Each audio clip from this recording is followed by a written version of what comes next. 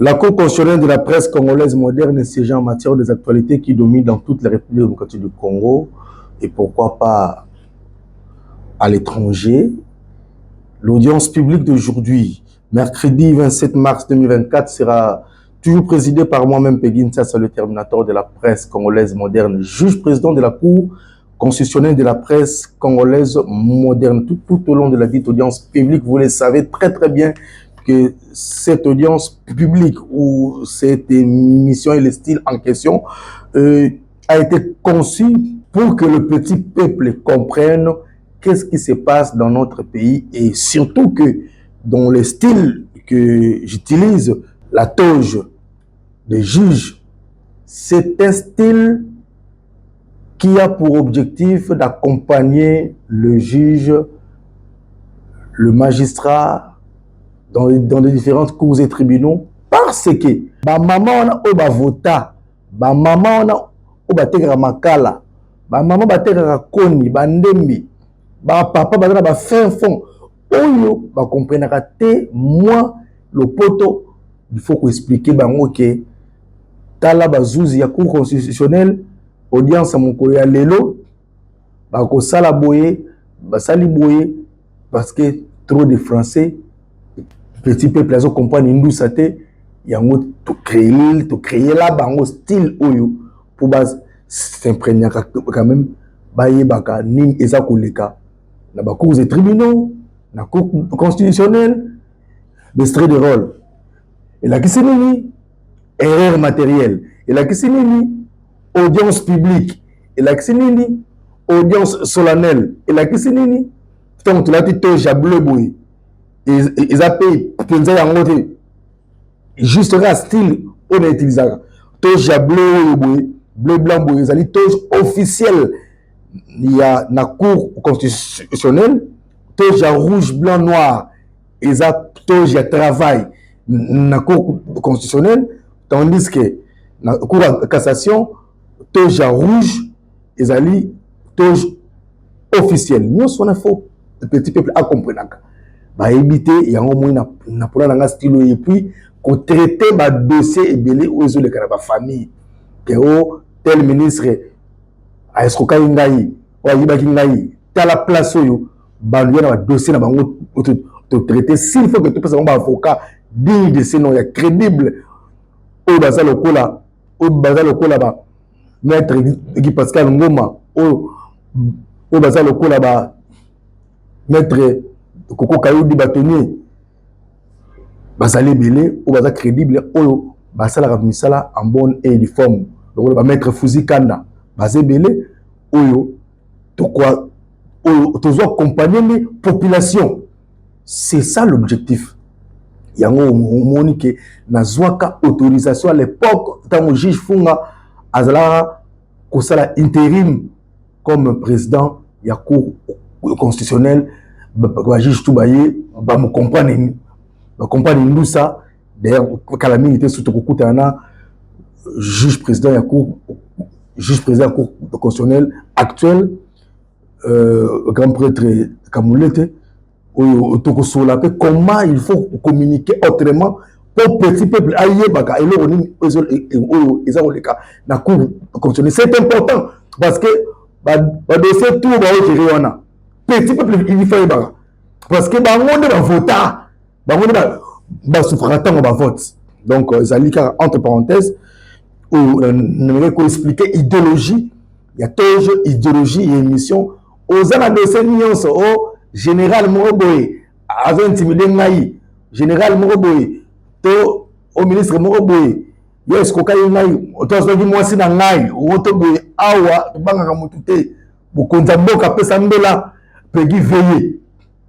En tant que communicateur privé du chef de l'État aussi, j'accompagne le chef, mais tous en apprenant, bâtonnions sur la type plutôt joué, naza parti prité, ose la moto opposition. Mouta majorité, mouta société civile, n'a pas travaillé, n'a pas diffusé, mais pour respecter la ligne éditoriale et pour cahier des charges, pour un petit peuple avoir information réelle, aux alliés à solo, barimer, pour le TV baby, trop de rimer, trop de réseaux sociaux il y a le kuta mais sur moni ça là tu touches après c'est les hindous ça c'est l'information tout on peut c'est le lot et ça y a solo ils sont authentiques pour 24 heures hindou ça on a les gâteaux maçon ou infirmier ou ngandi musala na bika yango ils ont été bilinga bika yo non na sali droit na sali susu na tubitonga o mulasu na sali boy kotanga to boyite biso ba formation ebele to sala merci na ba autorité o ba pesa biso moi chance wana moi chance wana rozala bien formé comme vrai journaliste d'investigation comme un bon criminologue marambo belé oyo tokotanga te yango na zope ça merci beaucoup na homme magistrat funga prince oyo a facilitanga ba tâche belé puis on peut en matière il faut que sa matière aux arolobaso ko yebité tout là c'est renseigné pour aux en matière l'audience publique ya lelo na besserait de rôle na biso tokolobela ndenge chef de l'état Félix Antoine Tshisekedi Tshilombo ayambaki mopaya président ya Sud Soudan motivation ya président ya Sud Soudan ya koya na Kinshasa na RDC ezalaki surtout pour la makambo ya kimia ya pe na este yango ayaki kotala homologue na ye pe lisolo elekaki très bien et puis na lingina informer bino selon monitoring numéro 070 mars 2024 il y a le mercredi 27 mars 2024 cellule de la communication il y a présence de la République ils allaient informer biso que mokonzi mboka garant de la nation Félix Antoine Tshisekedi Tshilombo a outil signé et qu'on rendre public depuis le 25 mars août dernier la série d'ordonnances donc Fatim Mikolo il faut la brancher scotché pour la série d'ordonnances mika malgré banganga pe Mikolo bazu cop bazo batebele donc Mikolo makasi na nganga makasi na nzambe na yo pour Fatia nommé yo donc Fatia tiko nommé ambassadeur extraordinaire et plénipotentiaire ya biso na Soudan na kombo ya Freddy Kangoudia sincère félicitations na ye et puis les sous-chefs de l'état a autonomé les sous la ordonnance na ye quelques hauts fonctionnaires il y a administration publique na ba après nommé ba grade de directeur et puis ils allaient ba service concerné belé la présidence la primature inspection générale du travail l'Assemblée nationale la DGI la DGA et puis la direction générale de comptabilité na ba service mususu donc il y a on a profité na pesa sincère félicitations na mutunanga directeur Bob Mboba ou azalaki directeur il y a protocole il y a chef de l'état Mokonzamboka Matisi a comme haut fonctionnaire puis n'a rien directeur puis yangonde benga loyauté fidélité la fidélité et la loyauté paye directeur Bob Mboba il faut te fêter tomber là bas champagne d'ailleurs écoute félicitations à type grand maître junior Malaïssa bah félicitations à au type ya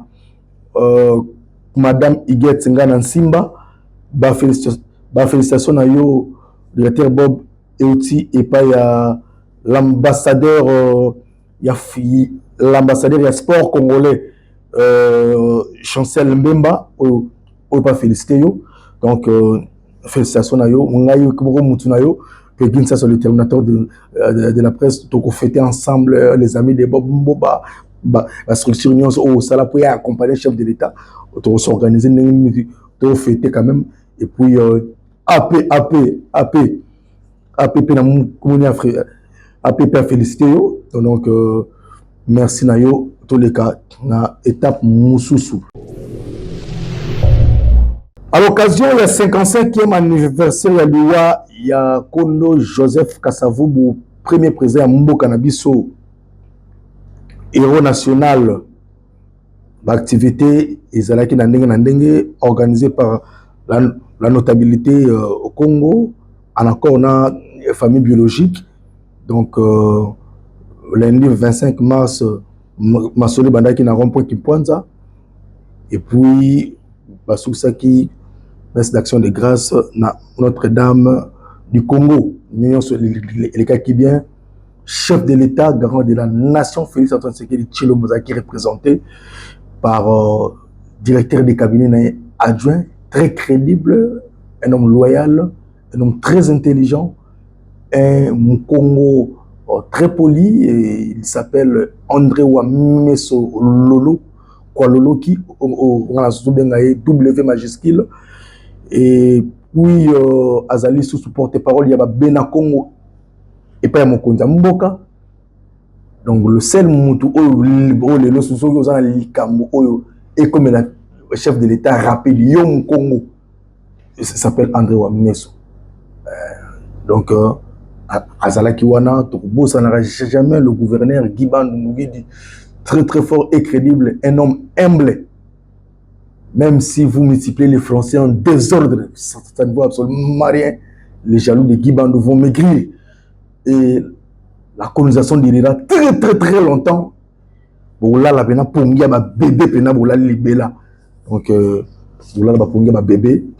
Je soutiens la candidature, il y a gouverneur Guibando en tant que journaliste oyo pegeza nini indu sabu yango beaucoup pour ça ni tala yango matière boy. Na Congo central Mikolo guerre za mom makasi. Obiso bato grâce bilolo to boite pangi pese pangi galampani. Obiso bato Robert Nyondo to boite pangi pese pangi.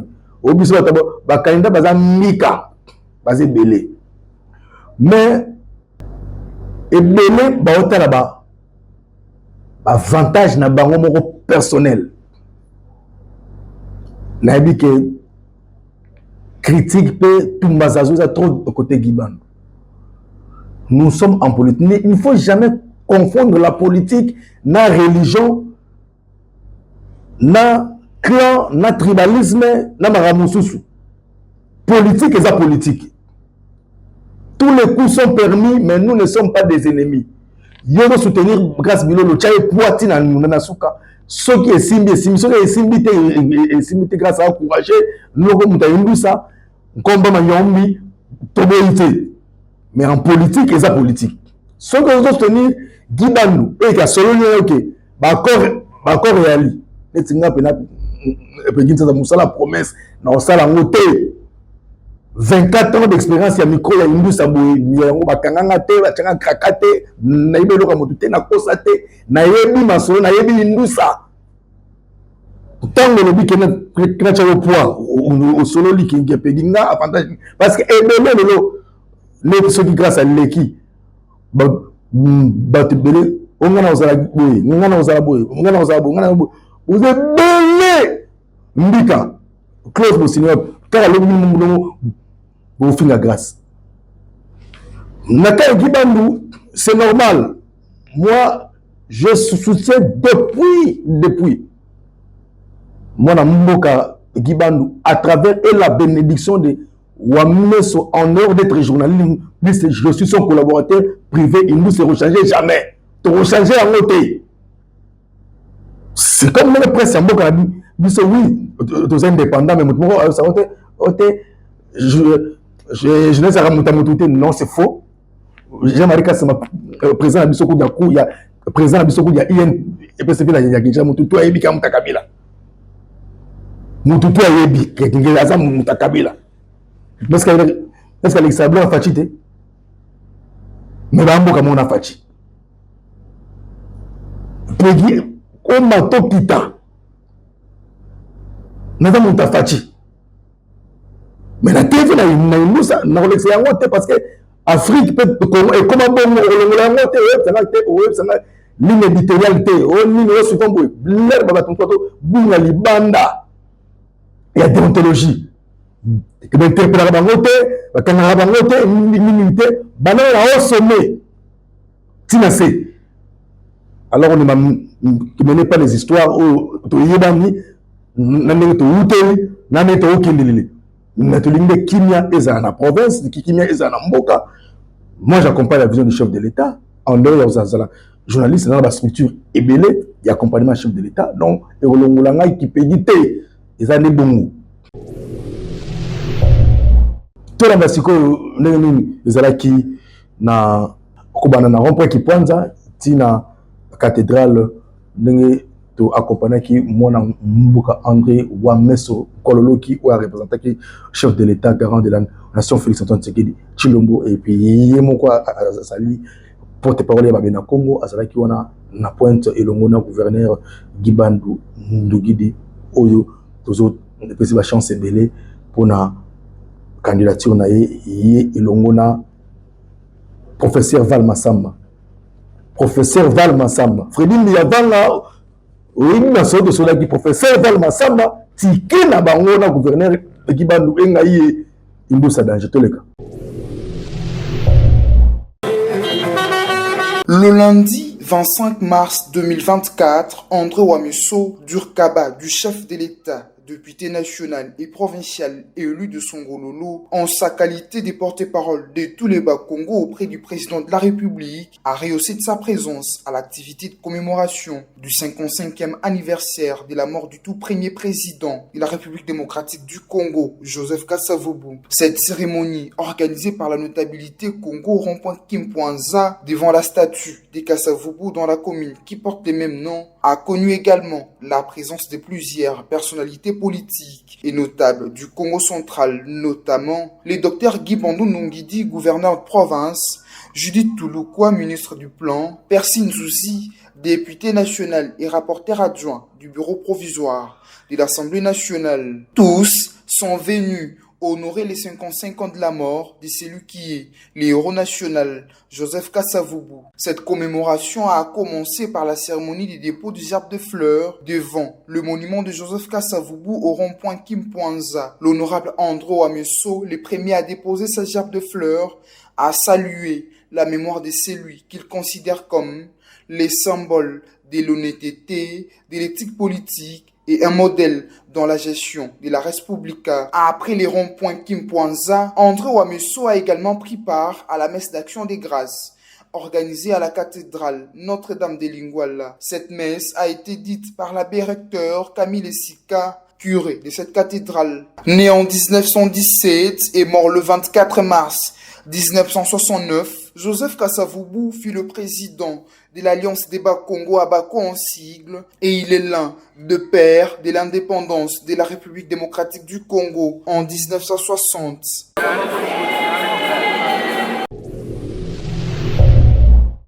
Nalinga il a félicité mon général Alongaboni numéro 1, il y a la police, il y a Congo Mobimba na Musala ou Yazaro Sala.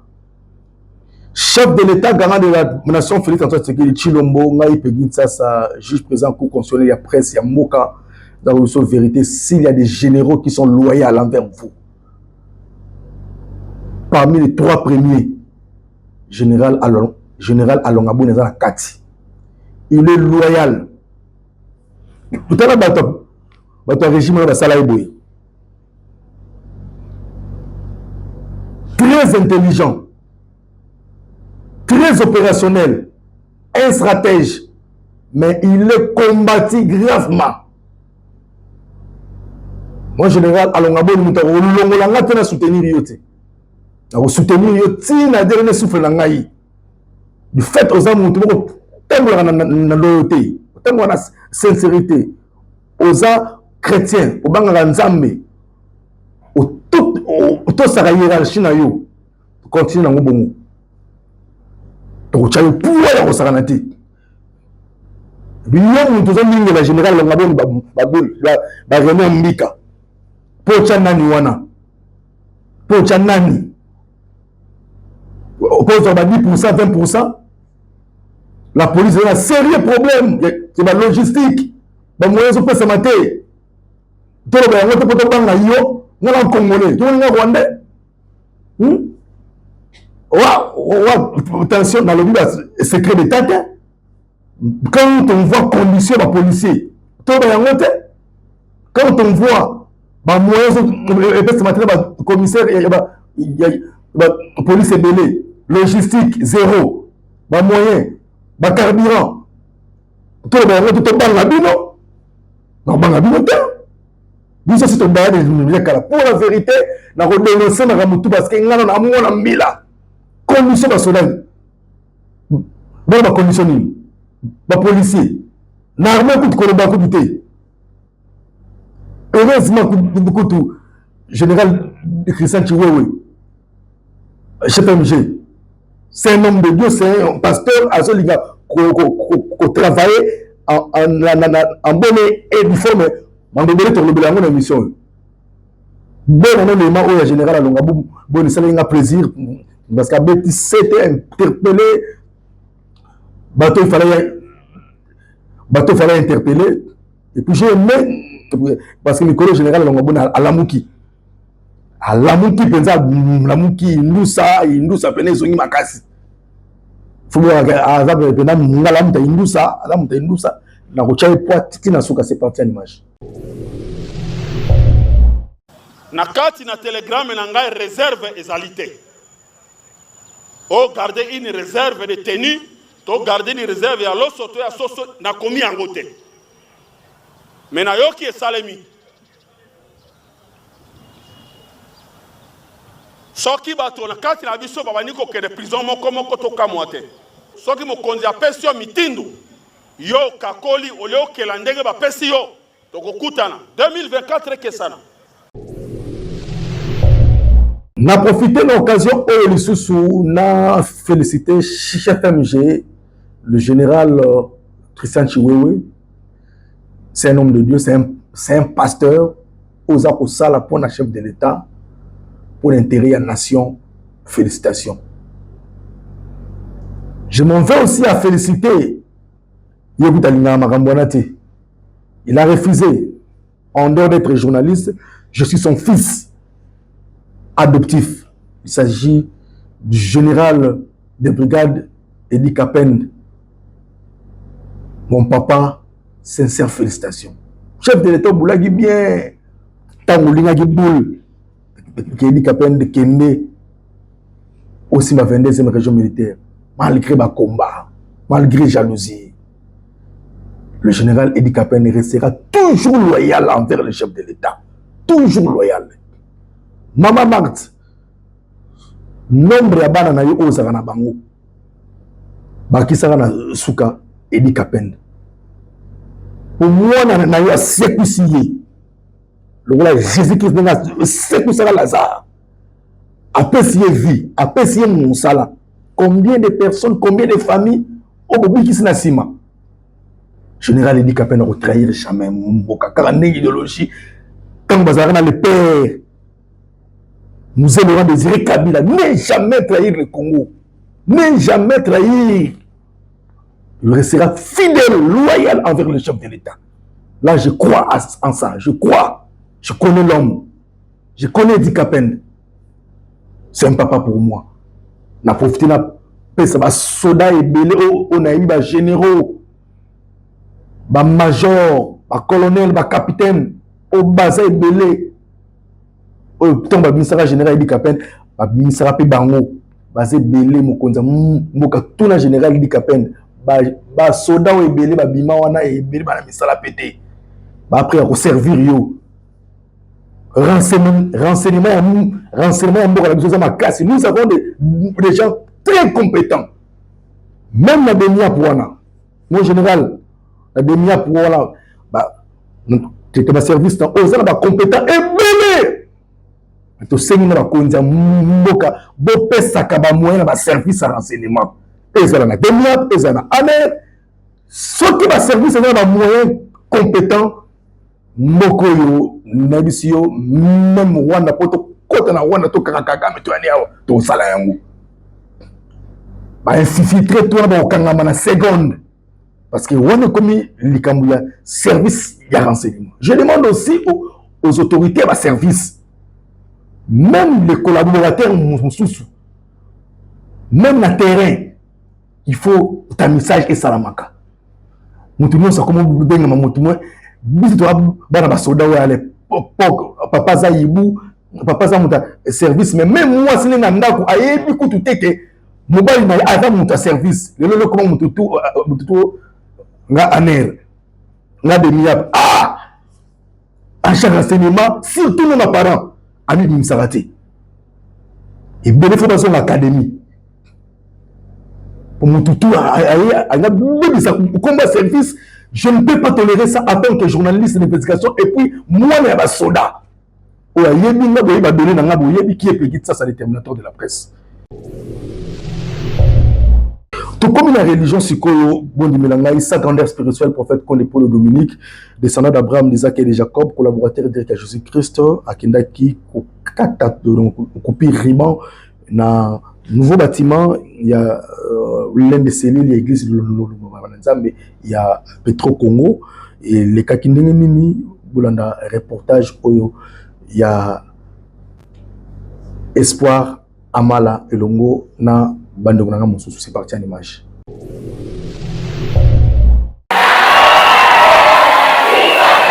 Amen, peuple de Dieu, c'est une joie immense pour les fidèles de l'église Lilo Bananzambe et église locale des Massina Petro Congo qui ont désormais leur propre lieu de prière. Le dimanche 24 mars 2024, le prophète Konde Paul Dominique a tenu un culte spécial dans le cadre de l'inauguration officielle du nouveau bâtiment de l'église Lilo Bananzambe, cellule Petro Congo, dans la commune des Massina appelée Maison des Dieux. En lingala, Ndako Yatata, sous l'instruction du prophète Konde Paul Dominique, chef spirituel. Il s'agit d'un immeuble de 3 niveaux construit pendant plus de 4 ans avec des matériaux durables sur fonds propres. Cette cérémonie qui s'est déroulée devant plus de 3000 fidèles a connu la présence de plusieurs chefs des confessions religieuses, de chefs coutumiers, des hommes politiques, de diverses délégations dont celle d'Angola et de Brazzaville, sans oublier la présence de la révérende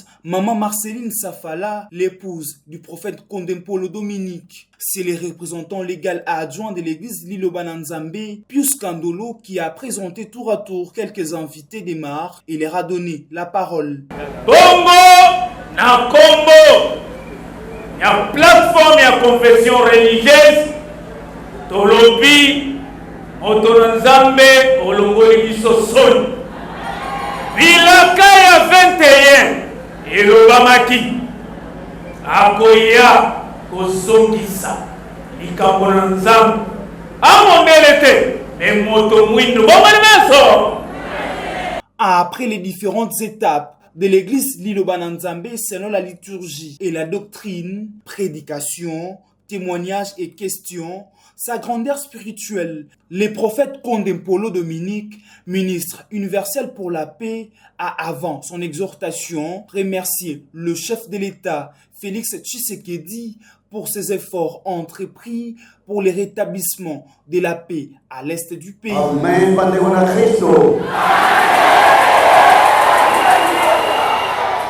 Merci.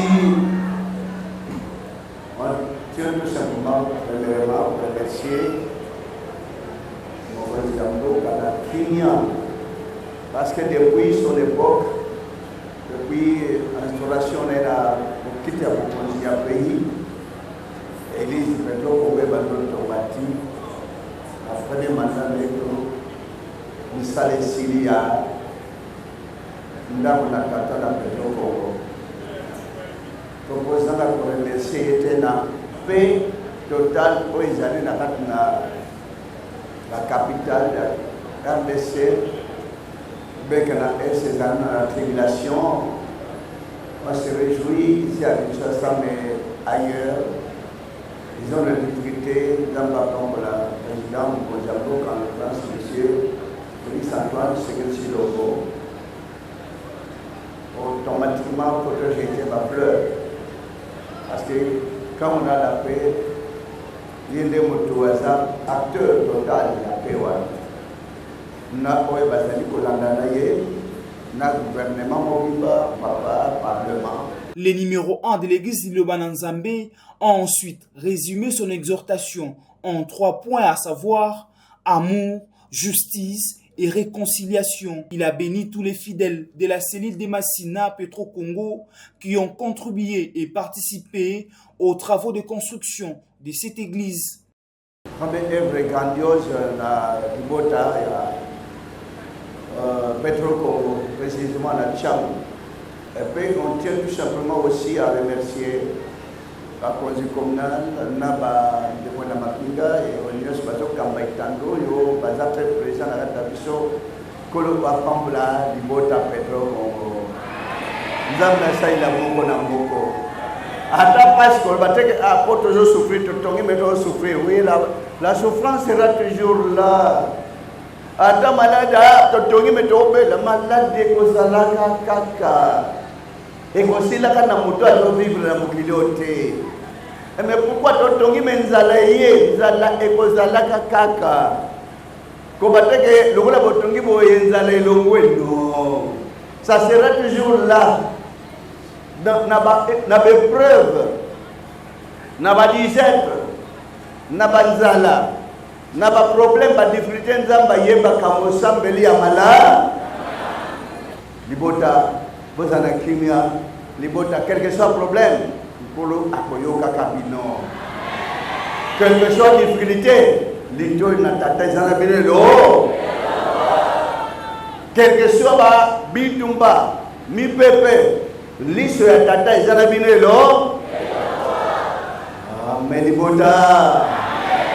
À savoir que les responsables de cette cellule des Petro-Congo, Mosakoli et Motei, ont été mutés en Angola où ils sont devenus des responsables de l'église Lilo Bananzambe dans ces pays. Ce que je peux peut-être dire à mes frères brazzavillois et brazzavilloises, que ce que nous avions vécu ici, là, vraiment, pour l'inauguration de cette cellule-là de Petro-Congo, pour moi, c'est vraiment, je rends grâce à Dieu, c'est pas facile. Comme a su dire le prophète Paul Dominique, qu'ils ont battu un travail des titans. C'est vraiment un travail des titans. En tout cas, cette journée, c'était une journée très joyeuse pour nous, étant donné qu'il s'agissait de l'inauguration de la maison des dieux que nous avons construit, une première dans l'église du Lobalanzambe. Et alors nous l'avons dédiée à l'œuvre de Dieu, nous l'avons dédiée à toute la communauté pour que toutes les autres cellules, toutes les autres églises dans le monde puissent emboîter les pas en aidant le prophète Condé, en aidant l'église du Lobalanzambe à faire pareil, à construire des églises modernes. Très souvent, on s'est souvent moqué de nous en nous disant que vous ne priez que dans des églises pas très bien construites. Aujourd'hui, par la grâce de Dieu, nous avons un immeuble, un très bel édifice. Et par la grâce de Dieu, nous l'avons dédié à son œuvre. Que Dieu puisse continuer à nous bénir, à nous guider, afin que nous puissions faire mieux partout ailleurs. Donc nous sommes ravis de la présence de l'homme dédié, sa grandeur, le prophète Conde Paul Dominique. Avec sa bénédiction, nous avons pu bâtir cet édifice. Et merci à tous les serviteurs de Dieu qui se sont organisés pour la réussite totale de cette journée. Et merci aussi à vous, les médias, qui ne cessez de toujours nous accompagner dans tous les événements que nous sommes en train de réaliser. Et je remercie tout le monde ayant participé, particulièrement avec les moyens financiers pour arriver à terme de cette construction. Donc merci vraiment, je suis très content pour cette journée. Par ailleurs, signalons que la coupure du ruban symbolique de cette nouvelle église a eu lieu le samedi 23 mars.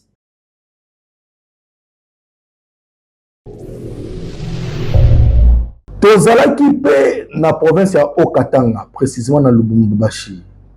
Bandeko ya église le Bananzambe ya Okatanga, donc Grand Katanga de Rege Coordination mpe kuna pe baza ko tutonga bâtiment munene pour Tata. Sous l'inspiration, il y a sa grandeur spirituelle, prophète Conde Paul Dominique.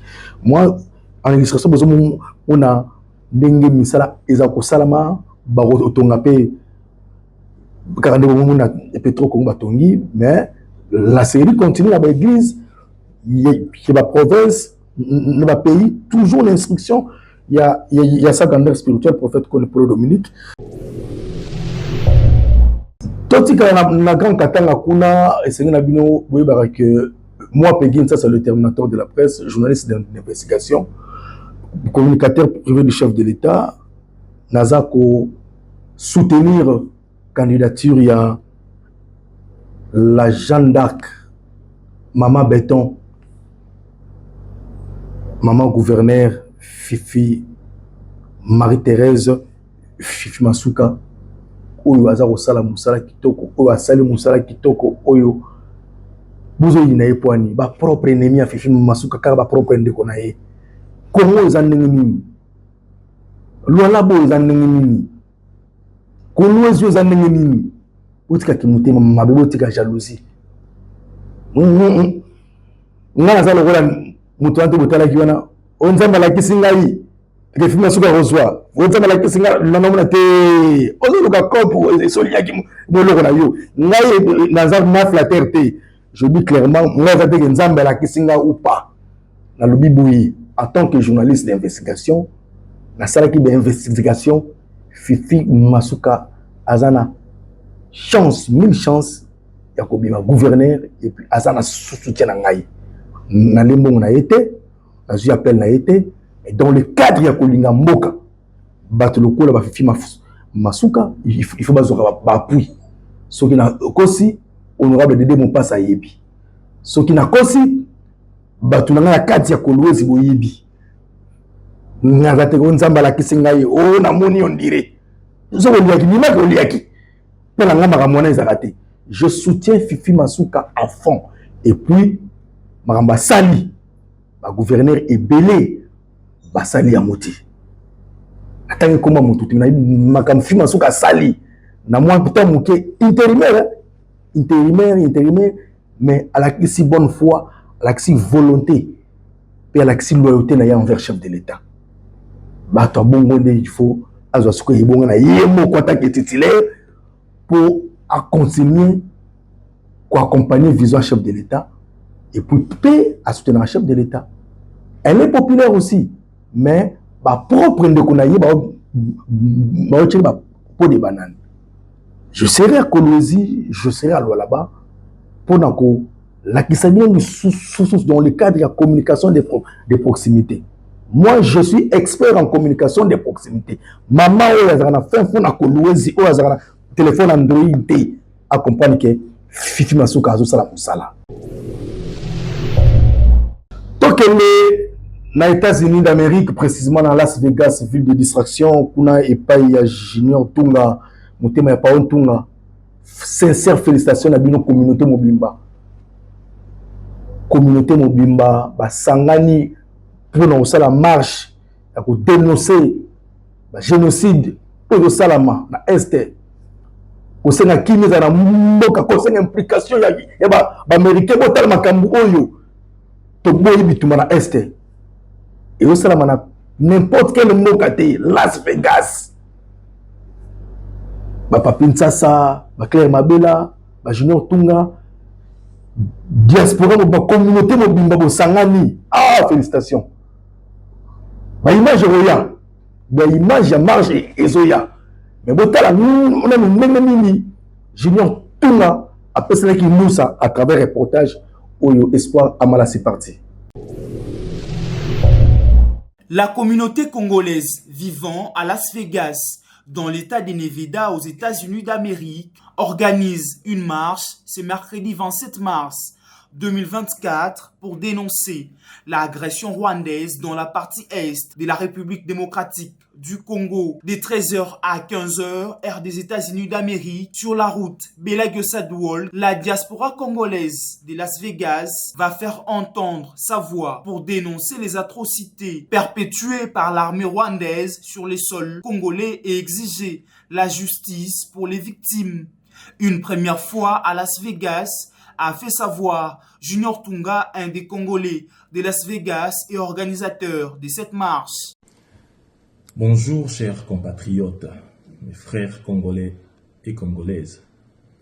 Moi, ici, votre frère, Junior Tunga, ainsi que la communauté congolaise ici à Las Vegas, Nevada, nous avons organisé une marche, raison pour laquelle nous vous invitons. Marche pour protester contre les atrocités qui se déroulent chez nous au Congo, RDC, plus précisément à l'Est. Donc, raison pour laquelle nous vous invitons de venir prendre part à la marche ce mercredi 27 mars 2024, de 13h à 15h devant le Bellagio. Donc, venez nombreux. On a pu faire des polos, t-shirts. Il y a few samples, donc quelques exemplaires. Voilà. Donc, venez nombreux, amenez vos drapeaux, amenez vos calicots, amenez des banderoles, donc les sifflets. Venez nombreux, nous vous attendons. Tozo kozela bino bandeko ba congolais boya ebele soki ya solo bolinga mboka occasion yango pesa milibiso to telema to bundela ikolo marche moko te salama na Vegas awa banda to ya na mboka oyo ekoza marche ya liboso boya kokota na kati ya histoire. Please bring the kids if you can, bring the flags, bring the whistles, your Congolese jersey, whatever. We want to see you on Wednesday the 27th of March 27th, right in front of the Bellagio, from 1 p.m. to 3 p.m. So please be there. I'm counting on you. May God bless the Congo and may God bless America. Avec des polos et autres effigies, les membres de la diaspora congolaise à Las Vegas vont profiter de cette occasion pour dénoncer les silences de la communauté internationale face à la guerre à l'Est et appeler le gouvernement américain et à utiliser de son influence pour mettre fin à cette guerre leur imposée par Kigali et pour aider la RDC, leur pays, à retrouver la paix.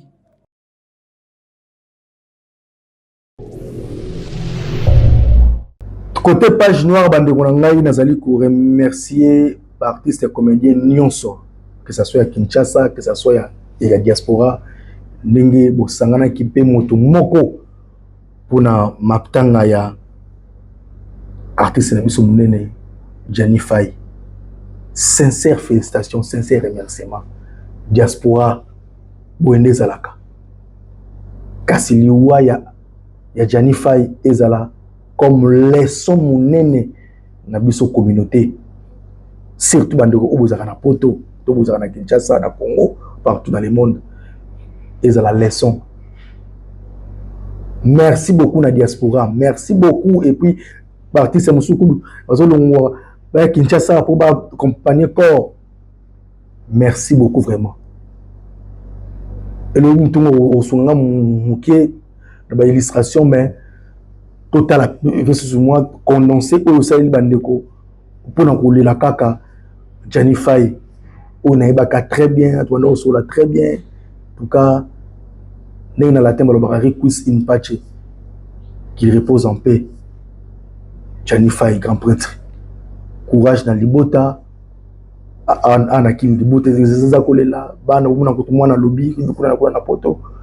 tout cas, bota la condamnation au réalisateur n'a pas proposé, c'est parti en image. Moussa Neza Moussou te ezali kaka bongo théâtre.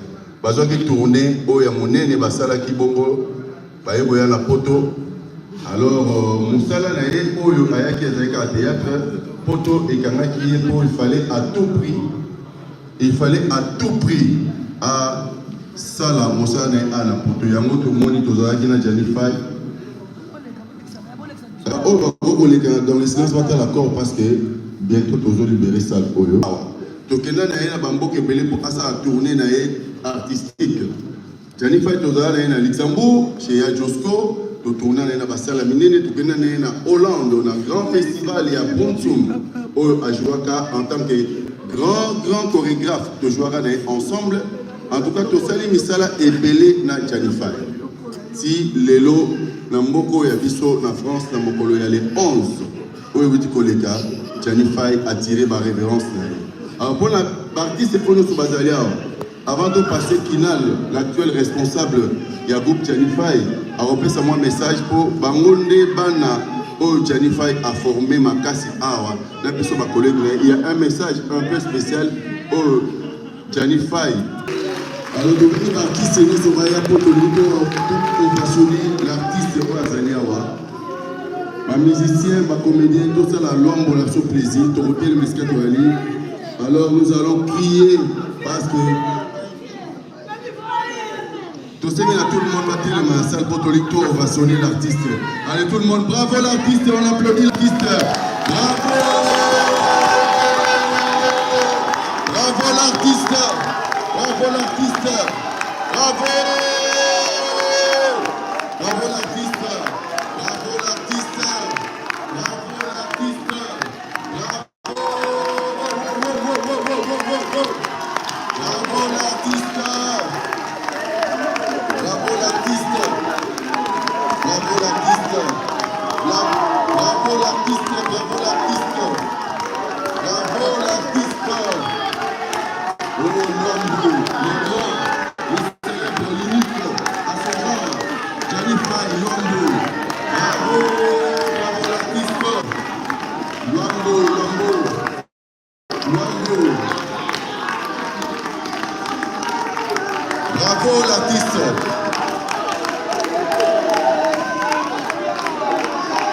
Bravo l'artiste! Bravo l'artiste! Toujours, merci. Merci, merci. Les deux pasteurs Odo. Merci. Tout le monde est de fan là. Tout le monde est Maître Chouamboma. Maître Chouamboma.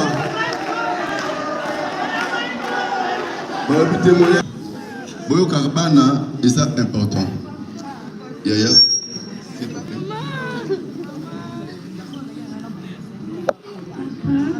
vas tous nous manquer. J'espère que tu vas nous regarder. Je te supplie de nous protéger.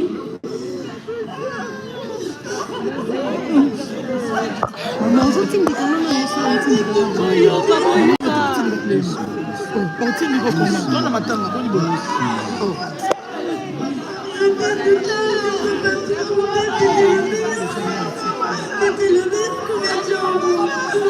Je t'aime, tu vas tous nous manquer.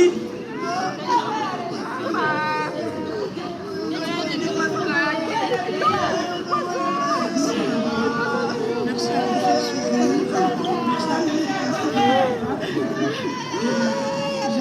tu vas le garder dans ton cœur. Que Dieu bénisse les enfants. Merci beaucoup. Dans la raison de nous remercier, nos amis, aujourd'hui, la pasteur Odo, tu devais faire un message qui est dans la salle. Pasteur Odo, merci cette exhortation. C'est que dans la communauté qui dit, malheureusement, on a autre vocabulaire, toujours ici, un peu de musique, ensuite, c'est une fois, moi, c'est que merci.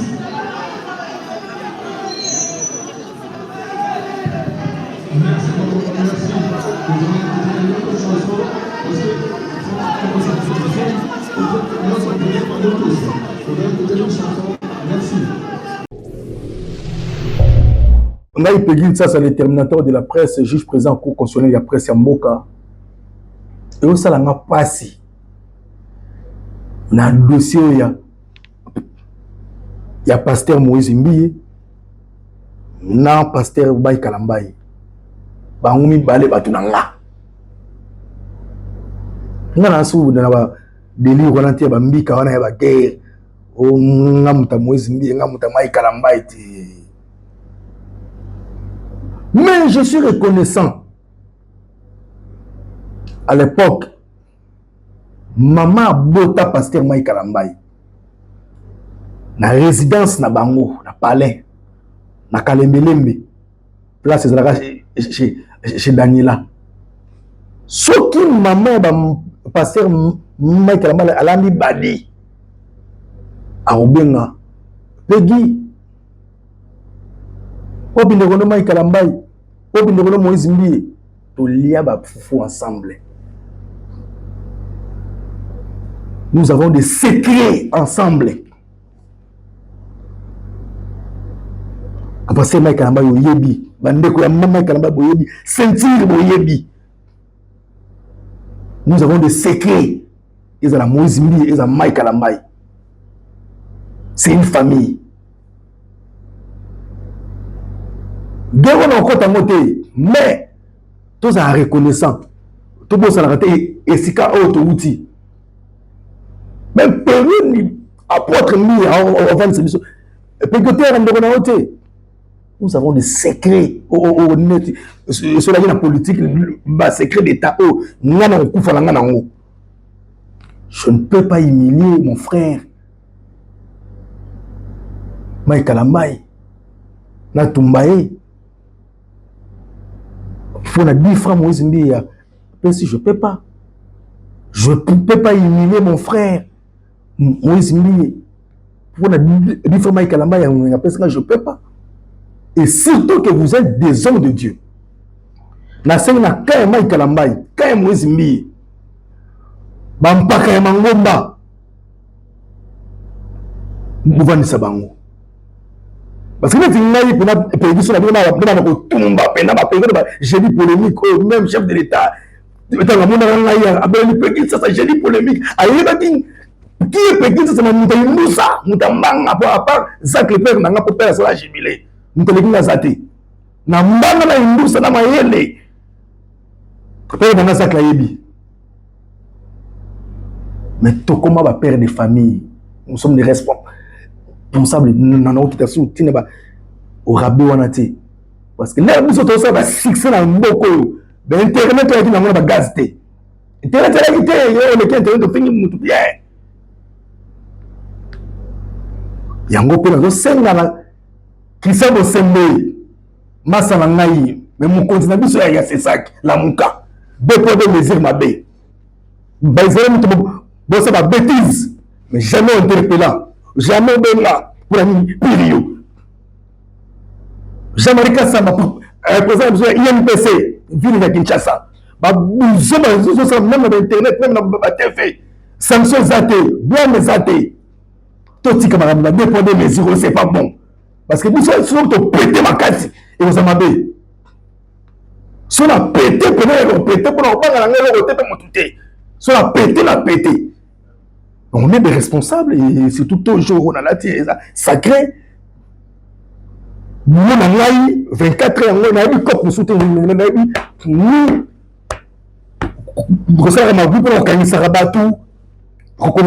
collègue de service, ma confrère, nous avons payé les garanties.